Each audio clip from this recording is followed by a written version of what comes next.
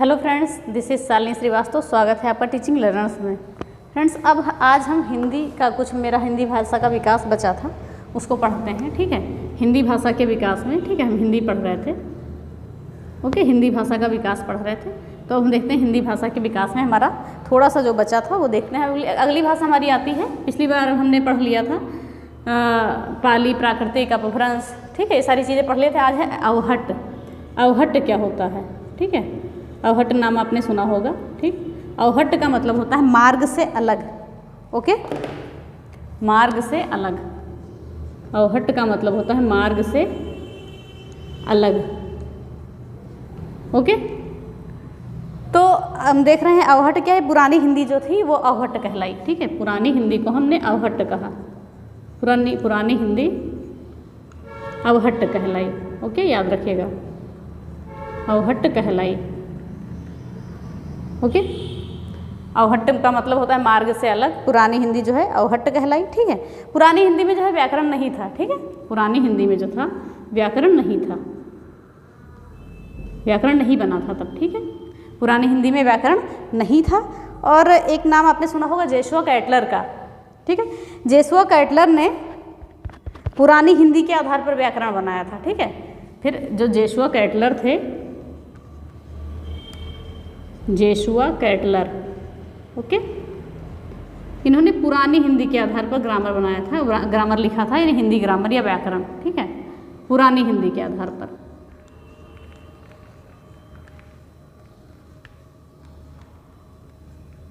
इन्होंने पुरानी हिंदी के आधार पर क्या लिखा था? व्याकरण। ओके, व्याकरण लिखा था, याद रखिएगा। ओके, अवहट्ट का मतलब होता है मार्ग से अलग। ठीक है, पुरानी हिंदी अवहट्ट कहलाई। और पुरानी हिंदी में व्याकरण नहीं था, लेकिन जोशुआ कैटलर ने पुरानी हिंदी के आधार पर ही व्याकरण लिखा। ठीक है, व्याकरण बनाया।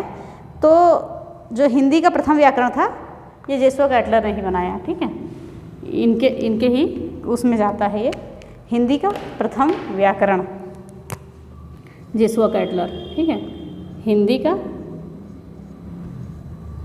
प्रथम व्याकरण।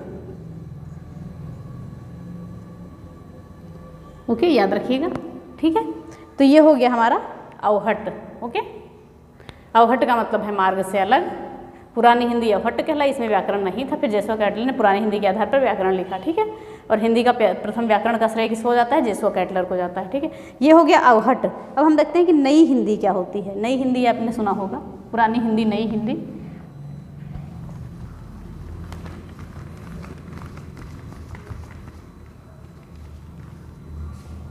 देखते हैं नई हिंदी क्या है। ओके,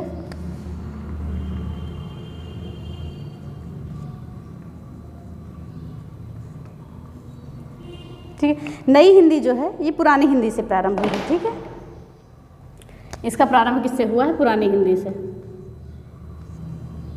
पुरानी हिंदी। ओके, इसका प्रारंभ किससे हुआ है? पुरानी हिंदी से। ठीक है, किसके प्रयास से? भारतेंदु हरिश्चंद्र के प्रयास से। ठीक है, भारतेंदु हरिश्चंद्र के प्रयास से। ठीक है, हरिश्चंद्र के प्रयास से। ठीक है, नई हिंदी पुरानी हिंदी से प्रारंभ हुई, किसके प्रयास से? भारतेंदु हरिश्चंद्र के प्रयास से प्रारंभ हुई। ठीक है, इसलिए भारतेंदु काल को, इसीलिए हम भारतेंदु काल को क्या बोलते हैं? नवजागरण काल, पुनर्जागरण काल बोलते हैं। इसीलिए हम भारतेंदु काल को क्या बोलते हैं? भारतेंदु काल को क्या बोलते हैं? नवजागरण काल। ठीक है, नवजागरण काल और पुनर्जागरण काल।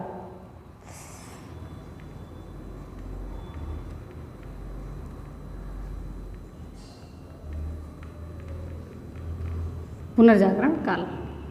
ओके, नवजागरण काल और पुनर्जागरण काल। ठीक है, तो ये हो गया हमारा। ठीक है, तो नई हिंदी हो गया, अवहट्ट हो गया। हम कुछ बातें जान लेते हैं, ओरल ही सुन लीजिएगा।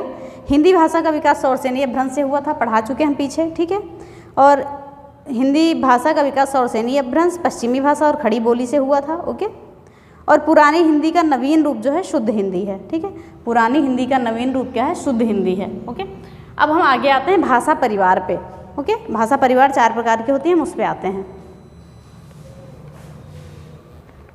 अब हम देखते हैं कि भारत में पाए जाने वाले भाषा परिवार। ओके, तो भारत में पाए जाने वाले भाषा परिवार 6 होते हैं, लेकिन मुख्य रूप से हम 4 ही करते हैं। ठीक है, मुख्य रूप से 4 में हम भारोपी ले लेते हैं, द्रविड़ ले लेते हैं, सिनो चीन ले लेते हैं और ये ऑस्ट्रो एशियाटिक ले लेते हैं। ठीक है, लेकिन वैसे 6 होती हैं। ठीक है, तो जो है भारोपीय भाषा परिवार जो है, ठीक है, इसको इंडो आर्यन भाषा परिवार भी कहते हैं। ओके, इसको 2011 की जनगणना के अनुसार सर्वे में पता चला है कि 78.05% लोग इसे बोलते हैं, इस भाषा को। ठीक है, भारोपीय भाषा परिवार को। ठीक है, उसके बाद जो है द्रविड़, उसके बाद द्रविड़ को बोलते हैं, नहीं दक्षिण भारत में पड़ता है ये। ठीक, दक्षिण भारत में बोली जाती है। ठीक है, दक्षिण भारत में। ओके, इसे बोलते हैं 78.05% भारोपीय भाषा को बोलते हैं, और इसे बोलते हैं 19.64% लोग इस भाषा को बोलते हैं। ठीक है, और ऑस्ट्रो एशियाटिक अभी आगे देखते हैं। सिनो तिब्बत यानी कि चीनी तिब्बत, चीन तिब्बत। ठीक है, चीन तिब्बत। ओके, भाषा परिवार। ठीक है, ये उत्तर पूर्वी राज्य में है, भारत में है। ठीक है, और एक अगला आता है ताई कड़ाई भाषा परिवार। इसे हम देखते हैं, ये आदिवासी समूह के द्वारा का भाषा परिवार है। ठीक है, आदिवासी समूह का। फिर ग्रेट अंडमानी है, ये सबसे अलग है। ठीक, अब हम देखते हैं सबसे पहले द्रविड़ भाषा परिवार को, इंडो आर्यन भाषा परिवार को थोड़ा डिटेल में देख लेते हैं। देखिएगा, इसमें जो है बोली जाने वाली भाषाएं कौन कौन सी हैं, जो सबसे ज़्यादा बोली जाती हैं? हिंदी, संस्कृत। ठीक है, हिंदी संस्कृत हो गया, बंगला, कश्मीरी, उर्दू, ये सारी भाषाएं हो गई। उर्दू, बंगला, कश्मीरी।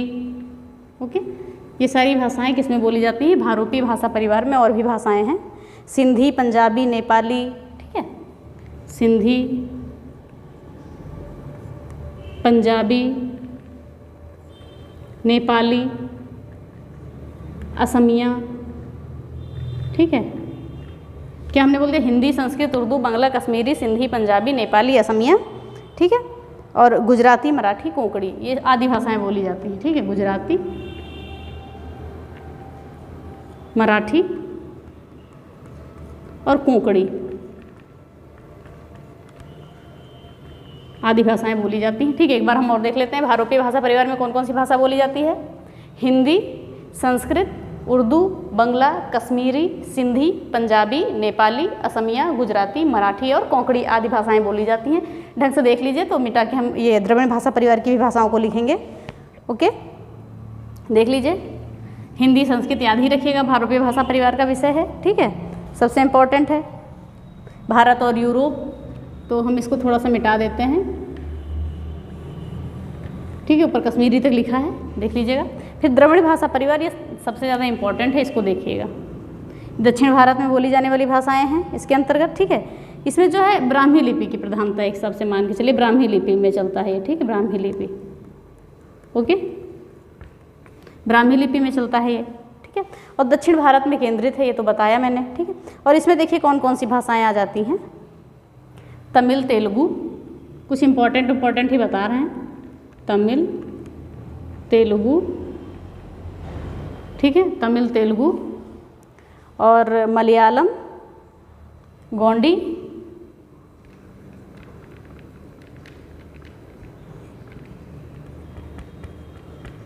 मलयालम, गोंडी। और एक दो इम्पॉर्टेंट भाषाएं हैं, वो एक इम्पॉर्टेंट देखिएगा, कुडुक बोलते हैं। कुडुक और उरांव भाषा, ये बहुत इंपॉर्टेंट है, देख लीजिएगा।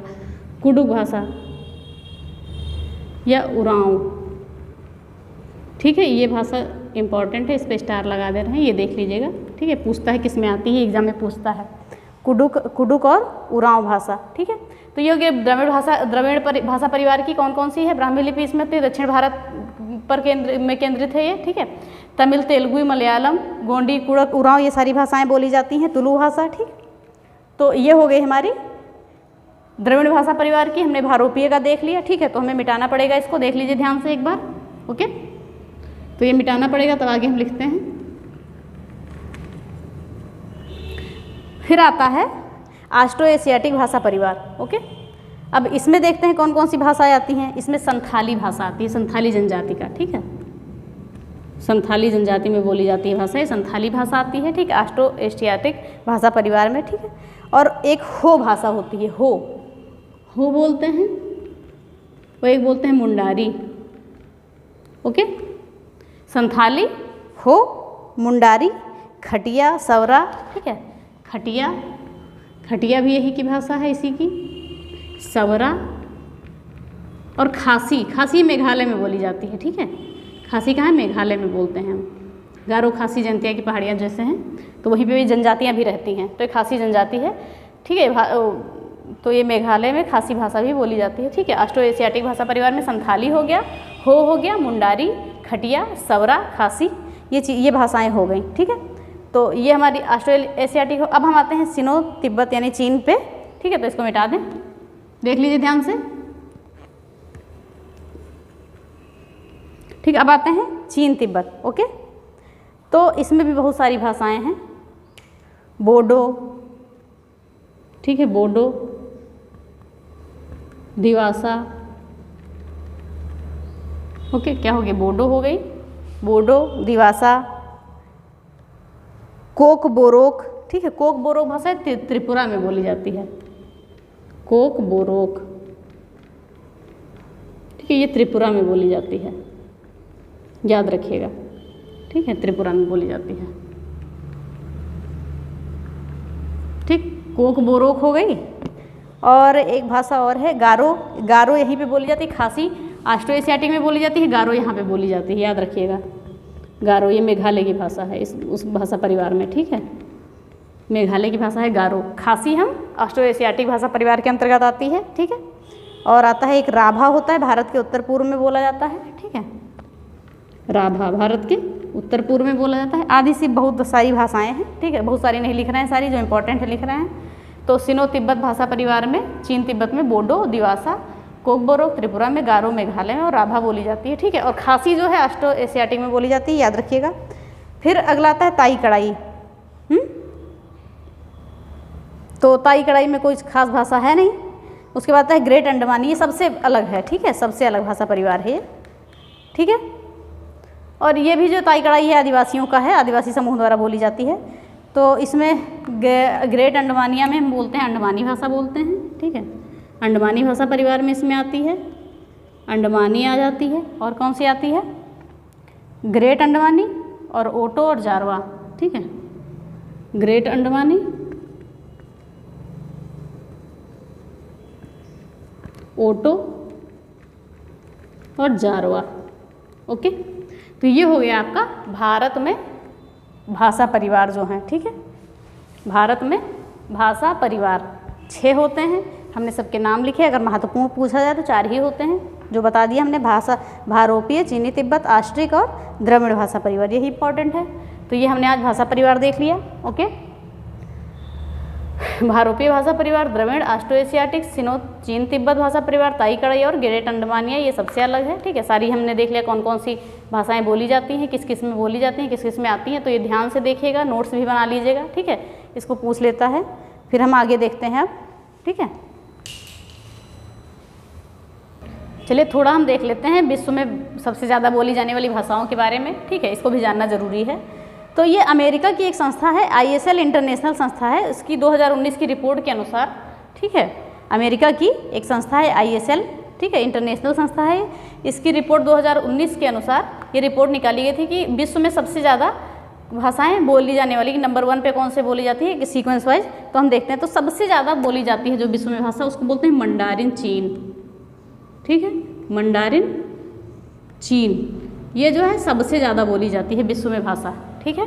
विश्व में सबसे ज़्यादा भाषा बोली जाती है, अभी हम इसका परसेंटेज भी बताएंगे।